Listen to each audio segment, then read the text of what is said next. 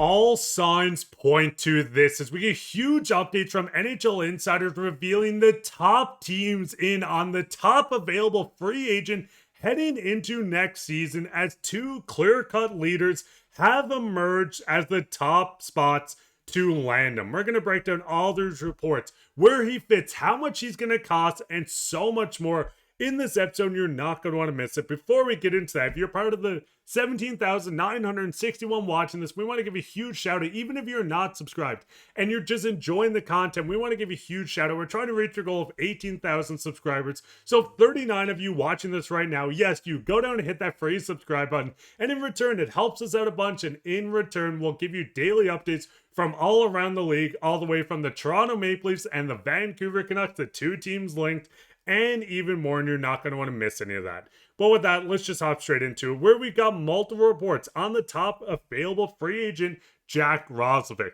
First one coming from Elliot Freeman during his 32 Thoughts podcast in the Midsummer Review, which will be linked down below. He's the best available player remaining, and obviously he hasn't found anything he 100% likes. But there's definitely a few teams poking around, and I've heard 5 or 6. Now, the Leafs and the Canucks have both been linked per rumors. Which other 3 teams or 4 teams are interested, it doesn't matter, because it seems like all signs are pointing towards the Leafs and the Canucks being the front runners. Now, Pierre Maguire, and we've seen some quotes from Frank Cervelli, but let's not cover all those and go straight into Pierre Maguire, saying, I think Toronto's got a legitimate chance. I also think, again, Vancouver probably has a very good chance at him as well. Now, we've seen Jack Roslovic and his camp. They're looking for a multi-year deal where he can cash in at the end, maybe a 2 to 3 year deal where he hits the age of 31, hits the open market while the cap's skyrocketing, gets an even bigger payday, but he wants to go to a contending team, and as I said, the Leafs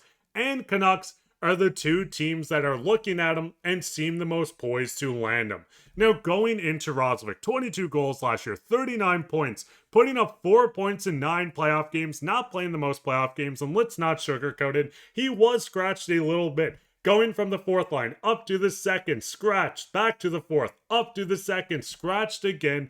It was an interesting offseason, or playoffs, for Roslovic, but everything points at a new system, and maybe even more of a chance would benefit him as a player. A 22 goal scorer twice in his career, Jack Roslovic is a speedy winger that can score you goals and still kind of playmake, putting up 17 last season. We've seen him put up 33, 23, and 22, a playmaking speedy winger that had a career year in goals, well, second career year since 21-22. It's going to be interesting how he fits in this lineup, and that's exactly what we're going to dive into, how they can afford him, and so much more. Now, looking at the Leafs side, the opposite of the Canucks, they do not need a center. Jack Roslovic can jump into this lineup with 54% on the dot last season. We've seen his face-off numbers kind of fluctuate, but having a career year on the dot, not being aggressive as a hitter, but he does fit within this Leafs lineup. Now, looking at this, we know the Leafs lost Mitch Marner, which a lot of fans are applying,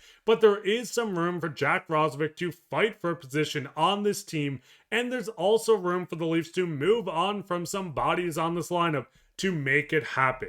Now, as I said, down the center position, you're not going to put in Jack Roslovic in the top 6 or even the third line as the center. When looking at the wings, it does get very interesting.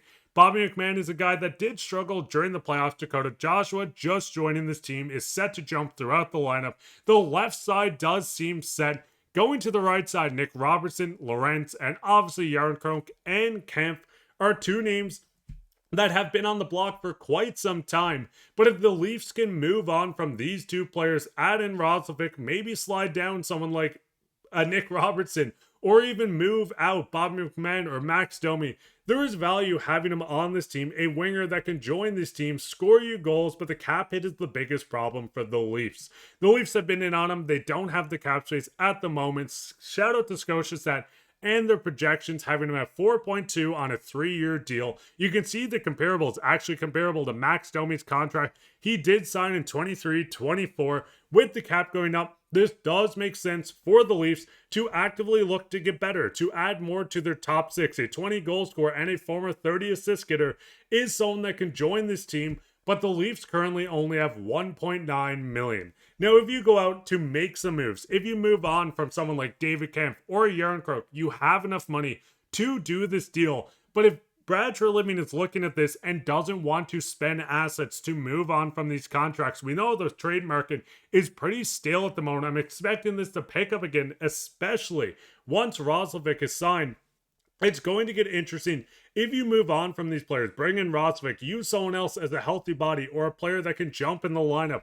Nick Robertson's name sticks out because that's been happening to him constantly, even though Austin Matthews did say he had the best shot on the team at one point. But it does get interesting with the Leafs, and I think this is where the Canucks have a good shot. Frank Cervelli said, what about the Canucks? That would make a lot of sense for Roslovic, and I do tend to agree that in this lineup, Roslovic fits a lot better on the Canucks and is probably more intrigued with their offer.